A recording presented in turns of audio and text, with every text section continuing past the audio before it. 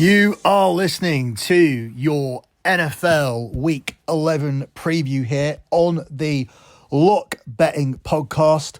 Once again, I am riding solo because I have a lazy co-host. This week, his excuse is that he caught the coronavirus, which he says that he has avoided ever since it came out. I remember when I had the coronavirus, I was out at the gym, I was doing things, I was raising a child by myself, feeding him his meals, eating my own meals, going out, doing things, going to the gym, as I mentioned, didn't hit me at all. I certainly didn't miss a podcast, which simply involved talking and moving my lips, but I'm built a little bit differently to Cav. Some people are just naturally weak, have weak immune systems, are weak human beings, and can't show up for work. So unfortunately, as I said, I am flying solo, and hopefully Cav will be well enough to move his lips and to participate on next week's show and bring his wisdom to the show next week. We hope for that. And we hope that he doesn't miss any more shows between now and the end of the season for minor illnesses or trips to Chicago to watch one of the worst teams in football. You'd think that would actually make him want to do the show. You'd think he'd want to look ahead to the game he's going to see and would be enthusiastic to talk about it. I know that I gave extra attention to all the London games, but as I said, some men are built different, and Cav is sitting at home nursing himself in his bed, recovering from the coronavirus that we all got and easily recovered from about 3 years ago. So I am on my own, and I'm going to start actually with Cavs Chicago Bears as they travel to Detroit. The Bears are the 8-point underdogs here in this game. And prior to it going to 8 points, I did actually like the Bears in this match. I saw some leaked videos this week that Justin Fields was getting a lot quicker on his dropbacks. He was releasing the ball a lot quicker. He had his release time down under 2 seconds. Now, most of the top quarterbacks have it well under that, but Justin Fields was up at around about 2.5 seconds, I believe he was clocked at. And that half second makes a big difference in the NFL. And obviously needs to get this down a lot more as well. But it was something that they were aware of. It is something that they're actively working on. And in a divisional game, I do like getting the 9 points or the 9.5 points that we were getting at the start of the week. I'm not so sure what to do with 8. Fields was coming off the best 3-game stretch of his career before the thumb injury sent him to the sideline. He is returning on Sunday, as I mentioned. He looks like he is fixing some of his issues, stuff that he's been criticised for. The Bears went 2-2 without him, with the play calling of Tyson Bagent, who is a lot more cautious than Fields is. The Bears can open it back up here for Fields. I see a shootout. Detroit are coming off an eye-catching performance, but his points allowance per game is 21, and they just allowed 35 points to the Chargers. So I think the Bears can hang in here. They have the benefit of playing last Thursday, so an extra few days rest could make this game closer. It is a divisional game as well, which is why I really actually loved the 9 or the 9.5 points. I'm not as sure about taking 8. I will take them, but it's with a lot more reluctance than I was taking the 9 or 9.5. Up next, we're looking at Dallas traveling to the god-awful Carolina Panthers, and they are laying 10 points here, which I believe that they will cover easily.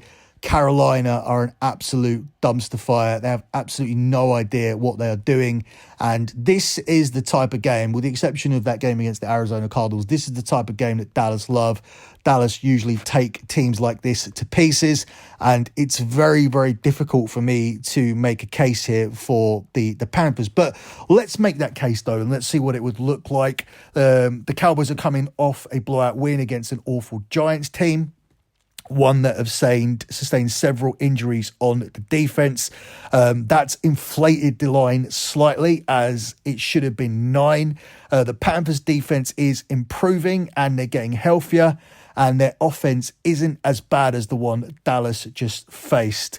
Double-digit home dogs are 29-1 in their last 30 games, and that includes a current 10-1 streak, with 5 outright winners for the home team. That would be the statistical plus points for the Carolina Panthers. But on the other side of it, Dallas love games like this. Their team total is 26.5. That could be another way to bet this if you don't like the spread, because I do see Dallas putting up 27 points in this game.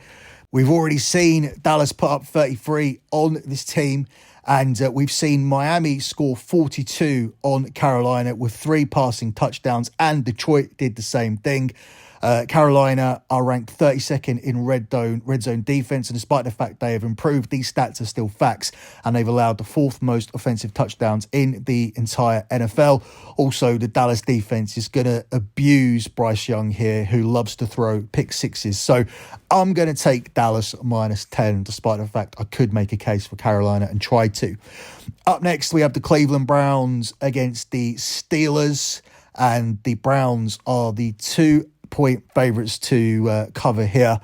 It's very difficult to bet against the Steelers. In one way, it's very easy. They're not as good as their record suggests, and regression should be coming.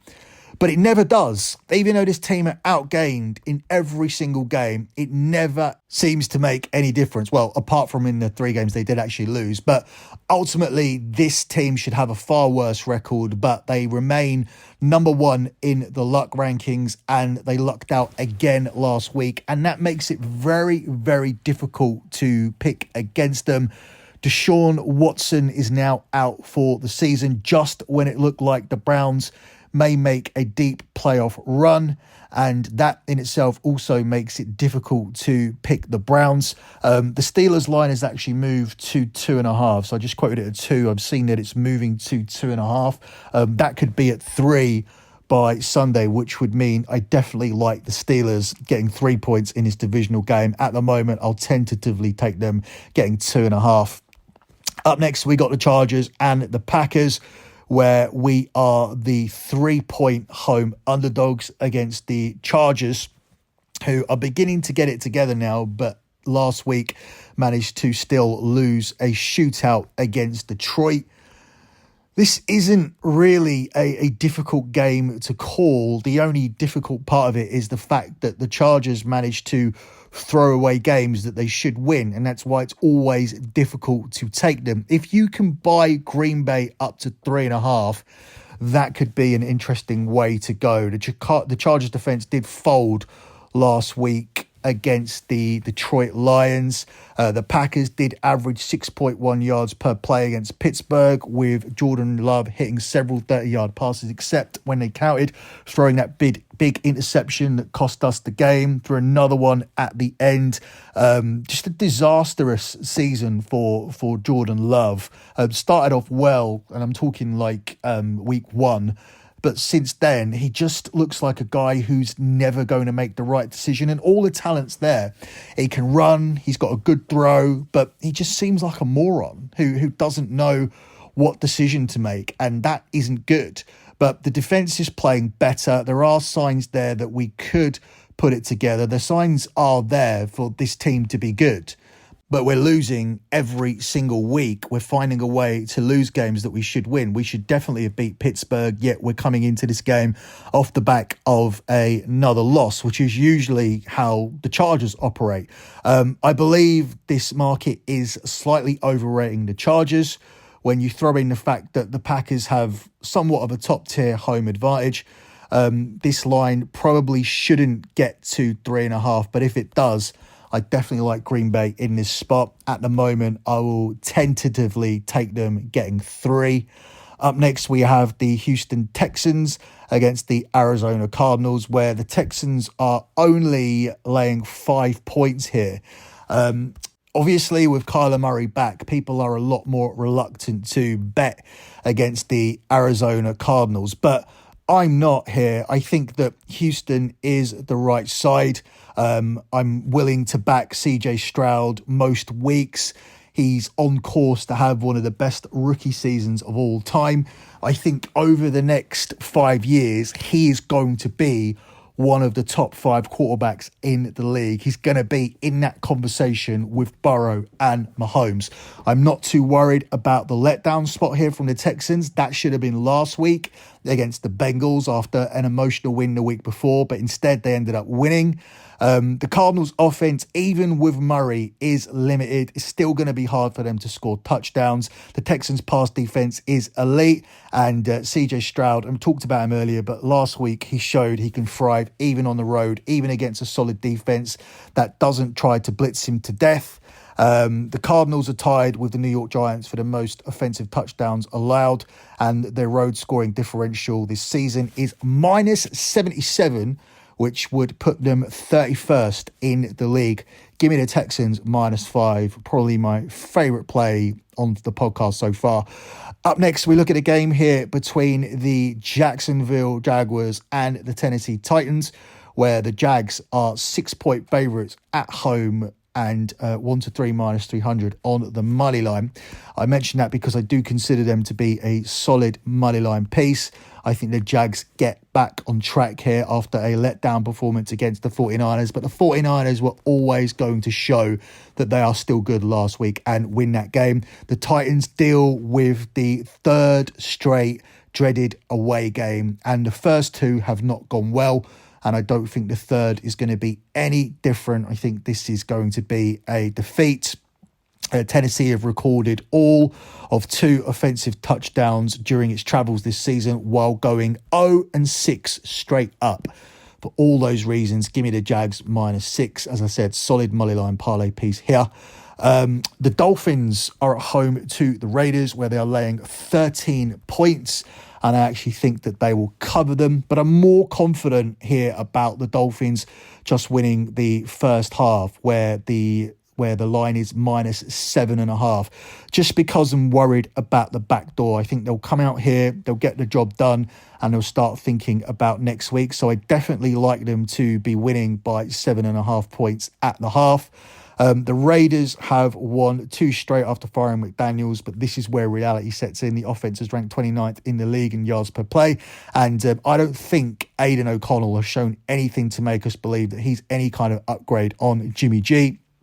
Instead, the Raiders have been carried by their defense, but the Dolphins are a different animal. They'll pick up chunks in the passing game, with the Raiders defense ranked 28th in yards per rush.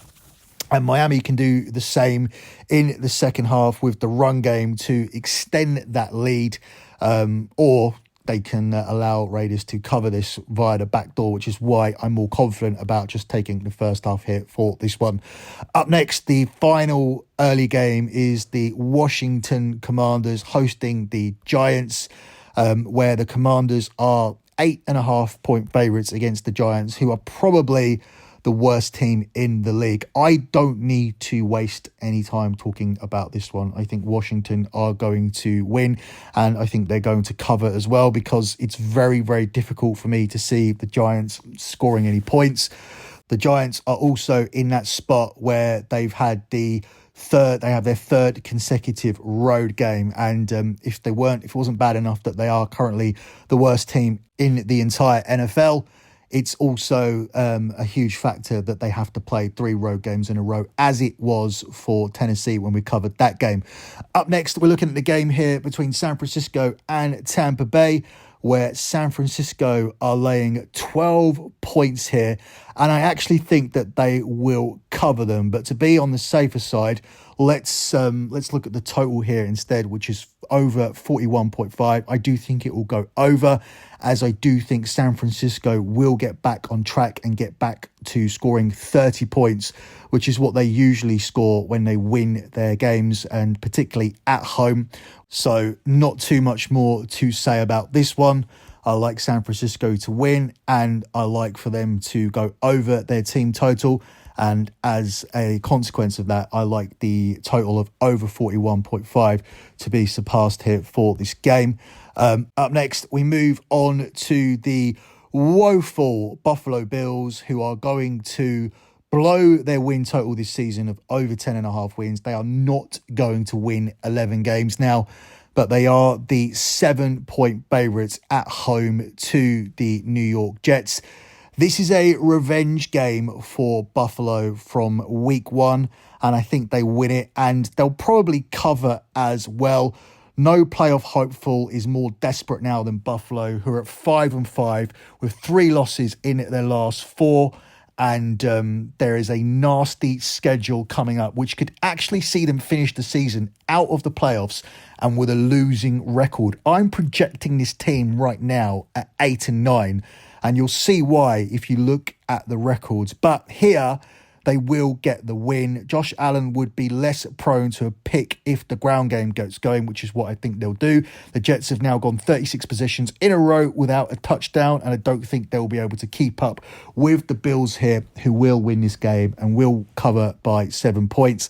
And then the tough schedule starts, and we'll see what the Bills are really all about. But so far, we've seen what they've been about since they've come back from London, which is crazy because they went into London as not only the favourites for their division, not only the favourites for the AFC, but the favourites for the entire Super Bowl. And now look at the state of this team as we're doing this podcast.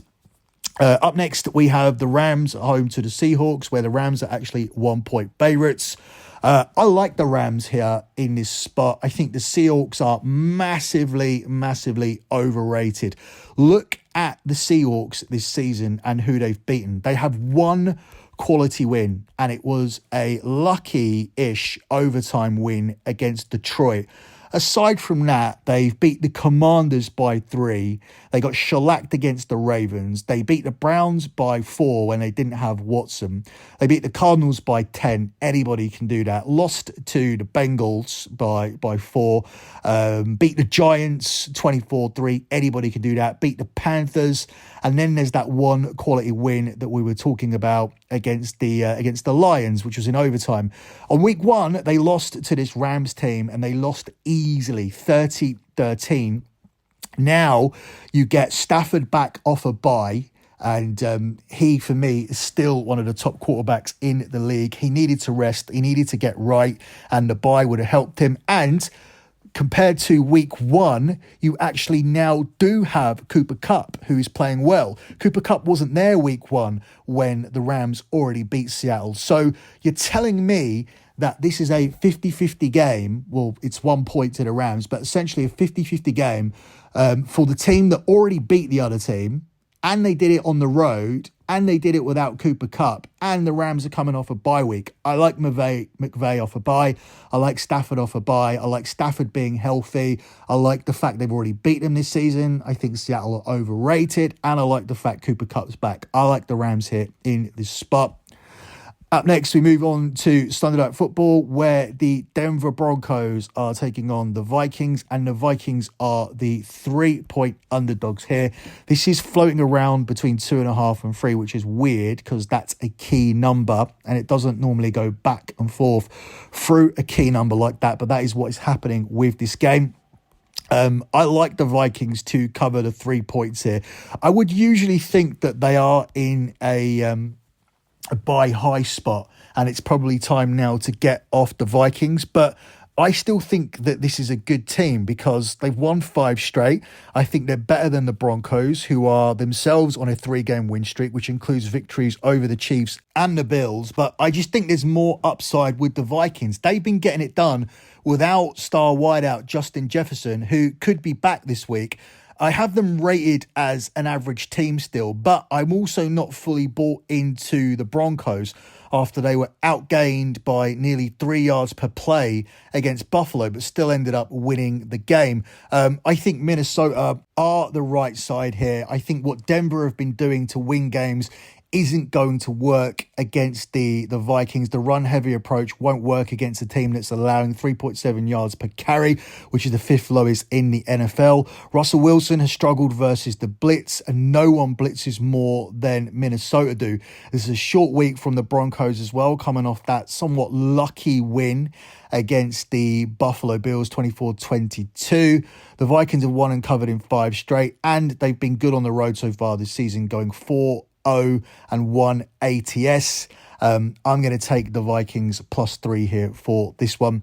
And we move on to your final game, which is the game of the week, actually. It's the Kansas City Chiefs versus the Philadelphia Eagles, where the Chiefs are the 2.5-point favorites. I love the Chiefs here in this spot. Anytime you can get Patrick Mahomes laying under a field goal, take him. I think this is the spot where we see who the Philadelphia Eagles really are. They've been very, very lucky so far this season, and I think this is going to be a loss for them finally. It's been almost 2 years to the day since Kansas City Chiefs laid less than a field goal at home in the regular season, and they do it here against a very overrated and lucky Eagles team. The Chiefs are coming off a bye as well, a scenario in which coach Andy Reid is 21-3 straight up and 15-9 ATS. If you're worried about the ATS record, then just take the straight up, because that takes it down to 10-13 in UK price, which is £177 back off a £100 stake. So you'd be losing £14 or $14 by just taking the money line here, which I think is worth doing. While the offense with Mahomes vacuums up most of the praise, the Chiefs' defense has been the most improved unit so far this season, and explains why it's in title contention. It's permitted just 16 points per game so far this season, tied for the few lowest points in the NFL. Philadelphia has yielded 28 points per game, which is the 3rd most. Given the gap, it's incredible that we are getting this number. Give me Andy Reid off a bye. Give me Patrick Mahomes laying under a field goal, and give me the opportunity to bet against the very overrated Philadelphia Eagles here on the road. This is going to be a win for the Kansas City Chiefs. Just simply take them on the money line if you are worried about those 2.5 points. I'm not, for the game of the week here on Sunday. And that concludes this week's NFL Week 11 preview. Look at that. We are done in under 24 minutes. If you want to get all of the plays for this week, there are 2 ways to get them. If you just want to get my plays, head over to lockbetting.com. We have 125 months in a row of transparent and tracked profit. Or head over to patreon.com/NFL six-pack, where so far this season we have collectively won every single week of the season. So those guys who are sitting there on the $15 tier just to get the bonus look, why don't you just pay the extra $45 for the month? That comes to just $15 extra per week. And for those extra $15, you will get 4 more additional picks. According to my maths, that's $3.75 per pick. Docs are charging $30 a pick, and they certainly don't have our record so far this season. So that's patreon.com/NFL six-pack. Or if you just want to get my plays, head over to lockbetting.com. Obviously, I do all sports, soccer, tennis. We've even got a pending play on the Cricket World Cup final. In fact, it was a futures play put out during the tournament on India to win it. So hopefully my clients wake up to some profits in the morning that we can use on the NFL. That's it from me. Good luck with all of your bets as always, and thanks for listening.